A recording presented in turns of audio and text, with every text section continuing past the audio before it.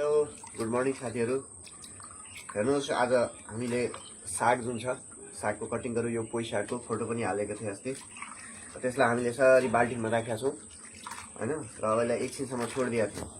अब काटेर सफा गरेर म्याडमलाई बुझाउने काम चाहिँ मेरो, बनाउने काम चाहिँ उहाँको। अब त्यही भएर यसलाई पानीमा एकछिन राखिदिउँ। 10 मिनट राखिसकेपछि यसमा भएका सबै फोहोरहरू बगेर गए र यसलाई अब हामी यसरी मिलाएर यसमा यसरी यहाँ भाँडामा राख्छौँ। कसैले कटिसके गरेर हेर्नुहोस्, यसको आकार जुन छ पानको पातको जस्तो भन्दा पनि ठुल्ठुलो छ। यो हाइब्रिड हो। मैले मेरो यहीँको छिमेकी आन्टीसँग, आन्टी मलाई दिनुहोस् भनेर भनेको थिएँ। आजभन्दा 2-3 वर्ष अगाडि एउटा बोट उहाँले दिनुभएको थियो, उहाँसँग रिक्वेस्ट गरेर ल्याएको थिएँ। त्यसैको यो उपज छ, अहिले बचिराखेको छ।